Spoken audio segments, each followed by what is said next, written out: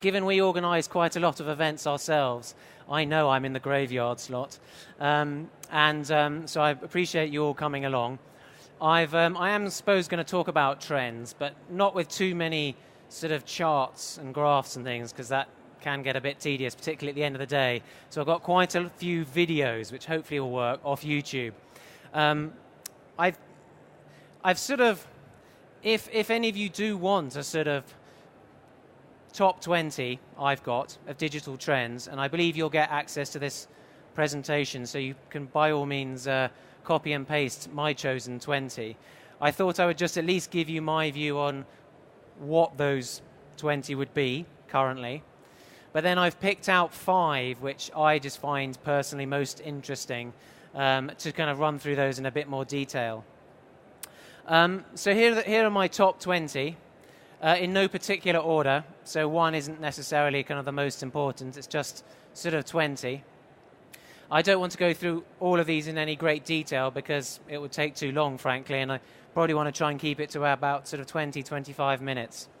But, you know, TV, connected TV's becoming internet-enabled. I think with the Olympics, Christmas, YouView finally launching, this is going to be really exciting because brands, all of us, even in B2B, will finally be able to get into the living room, as it were.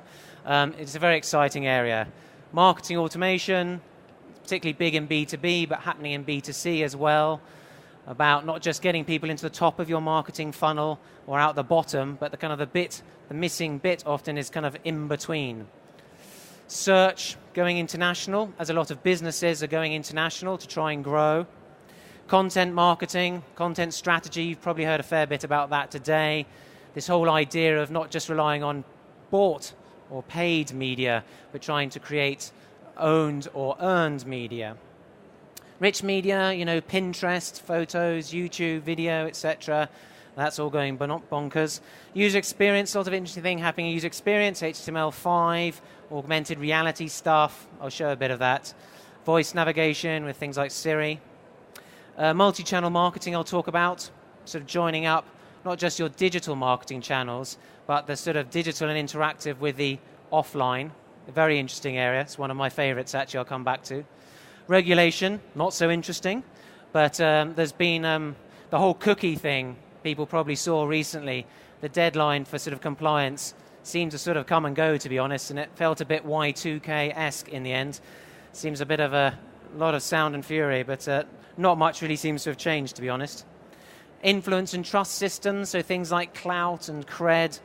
Still a bit early days to say exactly how they're going to play out, but it's an interesting area to try and think, is it possible to measure somebody's influence online? And if you can, what you might do with that. Advertising, you might have seen those kind of pictures of the ecosystem of online advertising, which are fiendishly complicated, like the Lumascape ones and things. There's a whole load of stuff happening in that sort of ecosystem. You know, real-time stuff, real-time bidding, behavioral targeting, retargeting, DSPs, SSPs, God knows what else, other 3-letter acronyms. So a lot happening there. Another 10 quickly. GAFA, the new axis of power, as I think of it. You know, Microsoft aren't in there. Apologies to anyone from Microsoft in this room. Twitter maybe should be in there. But these are the guys, I think, kind of ruling the world at the moment and continuing to do so for the foreseeable future. Devices, proliferation of devices. Obviously smartphones, you know, the year of mobile, which was about 2 years ago. E-books, surprisingly successful, I think. Tablets, obviously, growing very quickly. Payments, huge area of interest and growth, particularly mobile payments, and all sorts of different technologies and ways of doing that. People like Visa coming out with stuff, PayPal coming out with stuff, Google coming out with stuff, Apple's got iTunes. It's going to be really interesting to see who might own the areas. Gamification, everyone sort of knows about the success of things like Farmville, Playfish, Zynga, all these sorts of things. Marketers are trying to kind of take some of the lessons from gaming and, you know, use, you know, which is a sort of just really like loyalty. You see customer loyalty up there, but using some of those game mechanics in interesting ways. Conversion rate optimization, this is a new 3-letter acronym. new TLA, CRO. I think lots of people have realised that actually their problem isn't necessarily getting traffic to their website, it's not converting it. There's a whole load of reasons why that's the case, but multivariate testing, A/B testing, copy improvements, this is a relatively new discipline, but is growing importance very quickly. Agile, so this is not this is about the way in which companies work, or which marketers work, or digital marketers work.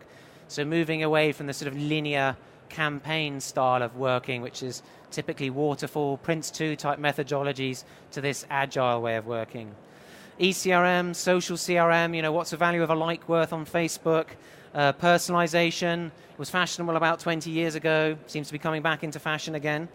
Mobile, well, where do you start? Location-based services, apps, commerce, you name it, it's huge. Social, we're still talking about trying to measure the value of social media. Social commerce is growing, F-commerce, Facebook commerce. SOLOMO, another acronym, social, local, mobile. And analytics, a whole lot of stuff in analytics. Real-time, data visualization, attribution modeling, etc. So there's basically an awful lot of stuff going on in terms of trends or hot topics, and this is just really within digital. And I wanted to just sort of pick out 5. And again, not in any particular order of kind of importance. The first one is thinking of mobile not as a channel necessarily in its own right, but as about the thing which connects the real world, whether that's a store or a magazine or whatever it is, with the internet. So this idea of mobile being the kind of glue which connects the online and the offline. And I just wanted to show a few examples of this. And this is an example of where a print can be brought to life via a mobile device. So I'll play this. Hopefully the sound will come through. Company in Belgium to launch an iPhone application.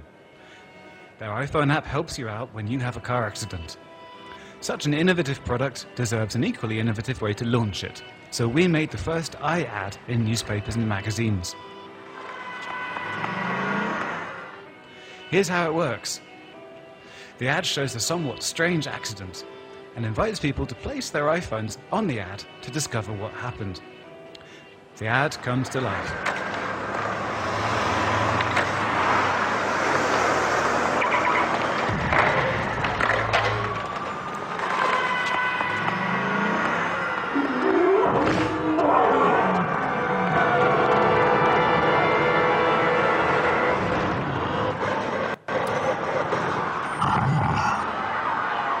Etc. I think that's really interesting. Say the phone there, as I say, is bringing the print medium to life via digital. Window shopping is a phrase obviously you will all know, but again I think window shopping is being reimagined using digital technologies and overlaying them onto shops. So in this is an example that from Net-a-Porter.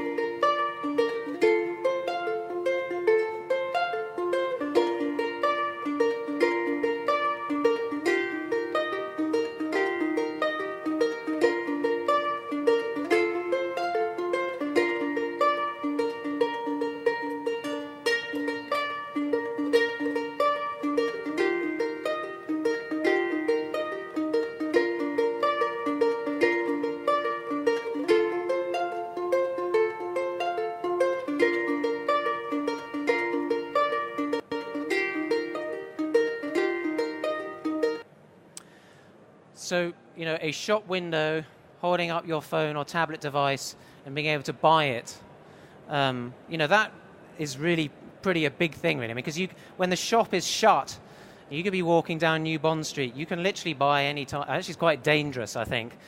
If you're drunk at night and kind of wandering down past Tiffany's with your girlfriend or something, and you can the Amazon one-click thing. But, this brings a whole new meaning to window shopping, I think. Being able to make it transactional via a mobile device in this case. And the third example, this is from Tesco in Korea, which is about, again, enabling via digital what is in this case a poster, really, so sort of outdoor advertising. South Korea is a unique market. Tesco has been evolving itself, adjusting to the local market. It even changed the name itself from Tesco to Home Plus. And at last, it grew to rank number 2 in Korea. But Tesco had to overcome one obstacle, a fewer number of stores compared to the number 1 company, Emart. Mission: could we become number 1 without increasing the number of stores? We made an in-depth study into Koreans once more. Koreans are the second most hardworking people in the world. For them, grocery shopping once a week is a dreaded task. So we decided to approach these busy and tired people. Idea: let the store come to the people. We created virtual stores, hoping to blend into people's everyday lives. Our first try was subway stations. Although virtual, the displays were exactly the same as actual stores, from the display to the merchandise. Only one thing was different. You use smartphones to shop. Scan the QR code with your phone and the product automatically lands in your online cart.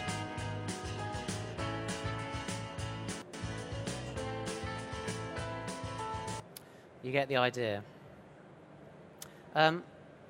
It's interesting. We have offices now in Singapore, Sydney, UK, Dubai, and New York, and so we're starting to look at the sort of trends that are happening all around the world. And actually, in some places, the Far East are very advanced in their use of mobile in particular. But I see when you look at that, to me, that's obvious that that's going to happen in the UK. It's QR codes, it's happening a little bit at the moment, but I think they just announced, or very soon, you're going to get Wi-Fi or connectivity in the tube, for example. And I think that's going to radically change. You know, if you could shop and do stuff via your phone whilst waiting for the train or whilst on the tube via one of those posters, for example, it seems to me a no-brainer that that kind of thing is going to happen. So that's my first, I mean, actually this is a point about multi-channel, but specifically about using mobile devices to connect the sort of transactional networked capability of the internet with the real world. Second point is about social media, which gets talked about a lot, and my sort of point here is that social media becomes social business and in fact just becomes business. Towards the end of the 19th century, electricity was such a new and valuable thing and so difficult for people to sort of understand and get their heads around that they had to have a very senior person to be in charge of it, to try and kind of work it out and get the best value out of it. So you had a chief electricity officer, CEO. And to me, it feels like now that would be ludicrous to kind of think of that, because electricity is just a sort of commodity. It's just there in the fabric of what we do. And I kind of think social media, to be honest, will end up that way. And we will look back in actually not very long, 5-10 years, and go, what was all that talk about social media? Because I don't know, when you talk to anyone young about their social media activities, they have no idea what you're talking about, really. I might say Facebook. You don't call it social media or anything like that. So it's slightly got an air of Emperor's New Clothes about it for me. And I think what will happen in terms of the evolution of social, the evolution that I kind of see happening, is that it starts out being called social media or even social media marketing. It tends to sit in the marketing and sometimes the sales function of a business. It typically then, because that's seen as what it does, it then starts to seep out across the business, most normally into customer service first, because Twitter and things are obviously actually great channels for interacting with customers who are trying to solve problems, which are essentially customer service issues. But it's more than that. It affects HR, it affects product buying, product development, everything, really, in the end. And so it permeates the whole business. And it starts to mean that the business itself has to become more kind of social or customer-focused. Lots of businesses talk about customers being their number one priority. Most of them, I think, they're just saying that. They don't really mean it. But the internet and social media in particular sort of force a transparency and shine a light on anything bad that's happening. So you can't really hide. So businesses are having to change the way they actually do things. because of social and because of the internet.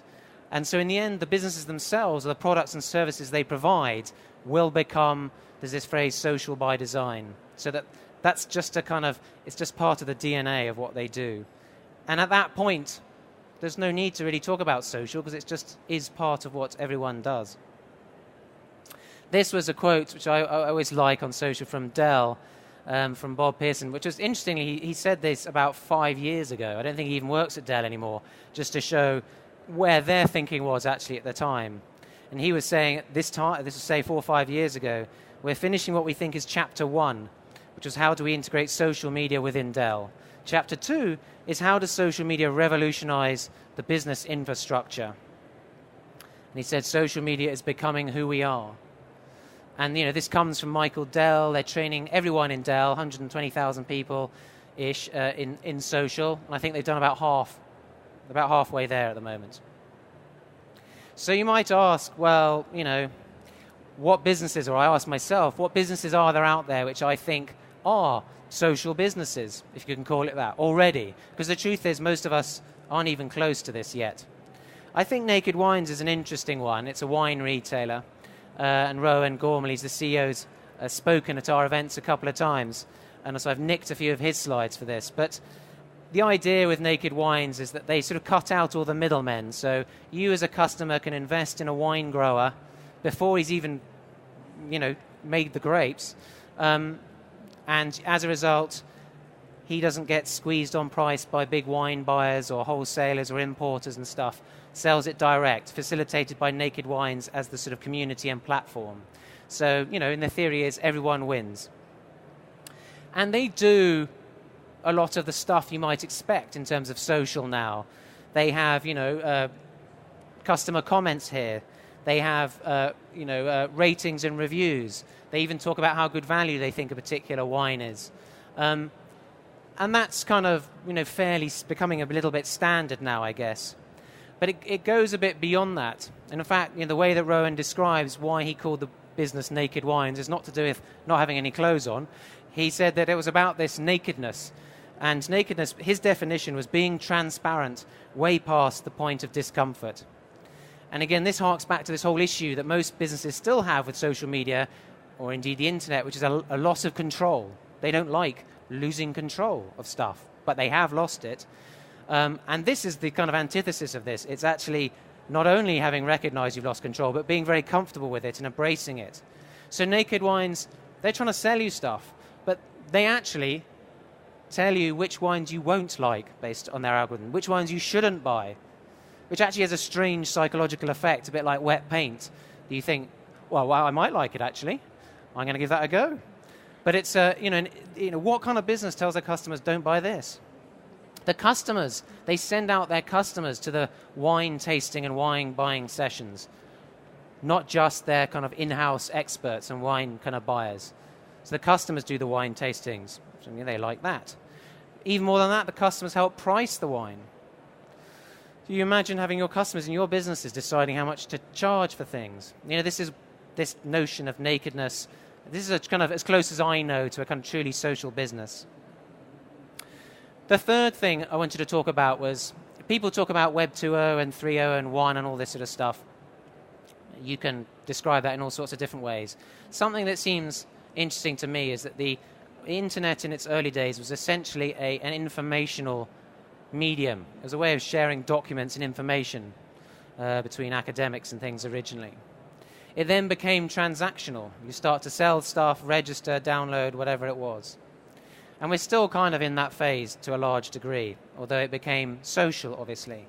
But I think the interesting thing now, and I was hearing Mark earlier talking about brand, is how successful has the internet been and how successful can it be about getting across things which are emotional, sort of brand things, emotive, storytelling things. Because it's great at transactional stuff. Witness that Net-a-Porter thing. But the point is they're still out in the street with their iPads touching stuff, and the internet bit is really just the till. They're just pushing buy and deliver. So at what point can we be entering a phase where the internet can become a truly emotive medium? And just to show you why I think we haven't really done very well yet, this is the Apple store in New York. Now this to me, isn't a shop. It's more like a temple, really, isn't it? And Apple are brilliant at this. And that Mark earlier was talking about luxury brands. It's gratuitously empty and beautiful, which is an amazing brand thing. They say, what website is like that as an equivalent? This, just another example I love, is a Spanish retailer. And they sell children's toys and books and things. And this is in their shop. This door on the left is for the grown-ups, and this little door is for the children. Here's another version of it. Now, I have a 6- and an 8-year-old daughter, and I know that if they had their own door that they could go through, I am going to spend money in that shop, and I am going to have to come back and back and back to that shop, because the children will love that. It's a beautiful little idea. What's the website equivalent of that? What, when you comes to mind about the most little thing website that does something like that? This is their website. It's perfectly good, but it certainly doesn't have the magic that the little door does, I don't think. We've come, part of the challenge of the internet is that actually the lack of senses we employ. So obviously there's sight, and recently because of the iPhone launching these touch interfaces, gestural interfaces, and the Kinect, the gaming and things, gestural interfaces brought another sense to bear. Sound has kind of always been there. But, and now we're starting to talk to devices. Taste is actually the most evocative sense we have, but difficult to do online at the moment. Smell, likewise. So we are kind of slightly limited in the senses, but it's starting, more senses are starting to become involved. This is just an interesting example, I'll show you quickly. This is a sort of, an upsell, I suppose, by Virgin Holidays in their checkout process. You've got the audio. Different cabin options. Economy, premium economy, and upper class. Click on the premium economy or upper class links to see what you get for your... So that's live. It just shows they're starting to bring back, and I'm seeing this happening more. That's, once you've optimized your checkout process within an inch of its life, what do you do next? Well, in this case, they're bringing back people, actually, but in an automated way, on brand, etc. Facebook, the recent kind of timeline thing, I think was interesting because it suddenly gave a sort of sense of heritage and depth that I think was maybe missing a bit more forward, because we're always looking forwards. Again, Mark earlier was talking about look back, don't forget your roots and your heritage. And if, this is just one example, there's many. Bulmer's a cider brand playing on its heritage, 125 years. You can say that, but how do you kind of feel that? And I think now when you scroll back, you can see its timeline. You can go back to 1888. You can see the early cider presses and things. It just gives a genuine depth, I think, and more emotive connection with a brand, which I don't think was been possible. This is a very interesting thing, which is happening in sort of charitable sector, I suppose. Just bring up, there's a video on this.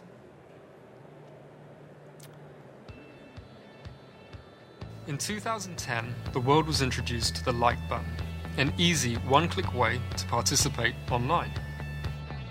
But sometimes like isn't the right word.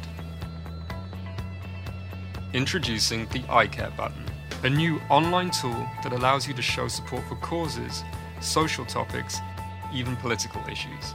To get the I Care button on your site, simply register and embed the unique I Care button code into your website.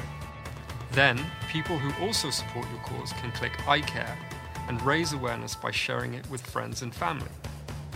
But that's not all. When someone, anywhere in the world, clicks I Care, that info will be gathered in one place to reflect the different topics individuals care about worldwide. If together we can show what the public truly cares about, imagine the impact we can create when we tell corporations and governments, I care.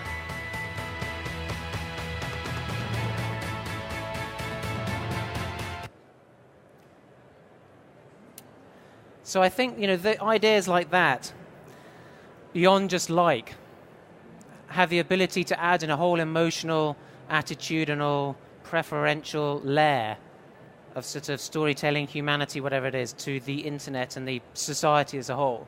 So when we talk about social CRM and data points and things, I think there's an awful lot of very interesting things to come in terms of people giving those kind of signals to brands and governments and things.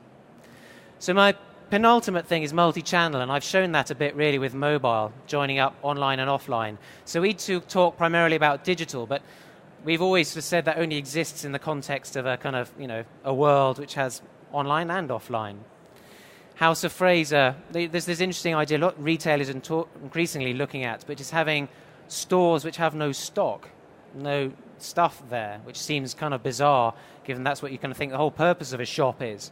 But where a shop becomes essentially a place where you can, touch and feel the product and get excited about it, but in the end you actually transact via a mobile phone, screen, kiosk, as in this case. It's actually good for the business because there's all sorts of issues around stock and inventory they don't have to deal with. It means you can have more space for people to play with things. If you go to the Apple stores, it's essentially just a big room with their stuff out for you to have a play with, but the transactional bit happens through a thing they bring to you, not a till you go to. And I think we'll be seeing a lot more of that. This is another interesting idea, another retailer, Neiman Marcus, is in America, but where they know that if you interact with a particular store assistant, you might go there, ask, try something on, come back. If you can interact with the same person again, or when you come back each time, you're much, much more likely to buy because you have that kind of personal connection. But it's quite hard to go into a store and say, is Bob there or Jane or whatever that I saw last time. I don't know where they are, I don't know what days they work and things. This is actually an app now which connects the customers with the staff kind of in store and tells them where they are, whether they're in store at the time, and allows you to kind of find them. Again, a great idea of it's an in-store experience, it's up there, in-store, but it's a digital mobile thing which is kind of enabling that. This one is kind of quite genius in a way. Again, I'll show just the video briefly.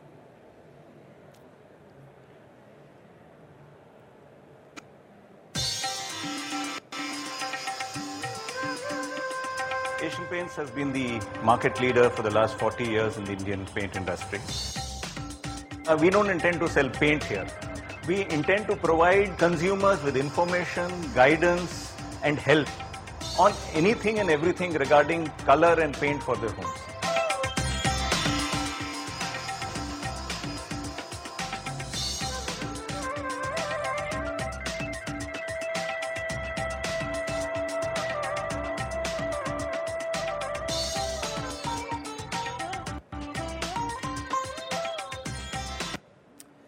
So, the thing that fascinates me about that, it's from India, obviously, just to make the point about the innovation not necessarily happening here or in the US, as you might think. But, he quite early said, he's the store manager, and he says, we don't intend to sell paint here. How crazy is that? It's just an experiential thing. And yet, their paint sales certainly went up. And again, I can relate to this, the children playing the paint game thing. Genius. Of course you'd have to buy your paint from them if you'd gone in there with your children. The final point is about data, and I could talk about, there's an awful lot. Data is kind of interesting because it sort of underpins everything, really. There's real time, there's APIs, there's all sorts of stuff in here. And actually, to me, interestingly, it kind of unites, whether they like it or not, the marketing people, which I imagine most of you are, and the techie people. Because actually a lot of internet digital stuff, really, the good stuff is about a marriage of the two. It's not just marketing because it's technology, but it's certainly not just technology because it's also marketing. And the really good, I think, marketers, to be honest, of the future need to understand both, and it means you need to understand data. I just want to show one thing which may or may not work to leave you with, which is an example from Econsultancy, from our website, which hopefully... So this is a browser, you see Chrome, this is live. Let me just put it into full screen mode. It's just to try to give an example of A, real-time data, B, data visualization, and actually in passing some HTML5 stuff. So this is a visualization of our website. Not the whole website, because it's about 300,000 pages, but the top levels, so the home thing in the middle, It's like a spider's web idea. And then the key section home pages and a level down. So this is literally showing the blobs arriving, and people arriving on our site now, right now. And if you don't believe me, do it on your phone to one of the pages and you'll see yourself arrive. But so it's kind of streaming data real time. But beyond that, what it's doing is the color coding. So the blue to red represents, based on an algorithm we've come up, how potentially valuable we think that customer is, based on a load of variables we have about them. What search term they came on, which country they're in, what page they're on our website, whether they're a return visitor or a first-time visitor, etc. So from a marketing point of view, we are categorizing people into potential value on sort of blue to red. The size of the dot represents how much money, if they're logged in, because if they're not logged in, we won't know that, how much money they have spent with us. And if there's a white circle around it, it means they're logged in. So it's interestingly, visually you can look at this. So this is live on our website, by the way, so anyone can go and look at this. If I click on this is an anonymous person from the UK. Their potential value is based on this base potential value, where they are on the site, the country they're based in. That person's worth 77p to us on average. If we look at one of these bigger blobs here, this person, we start out the name and company for obvious privacy reasons, but as business development director, as a platinum member, the advertising value is based on, it's just refreshed. It's based on, I think as I clicked, let's just try and find another one who's logged in. Okay, that's a staff member. I could say, one of the things actually is interesting about this is, just visually you can see where people come in the website, but also actually how few people are logged in. Oh, there you go, quick, there's somebody on the blog with a big thing. Okay. UK General Manager, Platinum Member, advertising value, past transactions, £4,500 roughly. Were they brand search referred? Are they opted into emails? This person was referred by a colleague. We know that, so we can upweight their potential value. The country they're based in, we know we've got offices there, so we can upweight their value. We do a recency, frequency of visit thing as well as part of the algorithm. And this is not the most amazing thing in the world, but I want to just say, in terms of data and real-time and visualization and marketing value, because you can think, what things hang off something like this, apart from putting it in our reception to look whizzy. But, all sorts of automated trigger emails. We can launch chat sessions. We can, send DM pieces, phone people up based on stuff they have or haven't done. So it's just a data-driven example with some, visualization. So I think on that I will end. I will leave it up there. It's kind of a bit mesmerizing, I find, to look at it. But thank you very much. Thank you.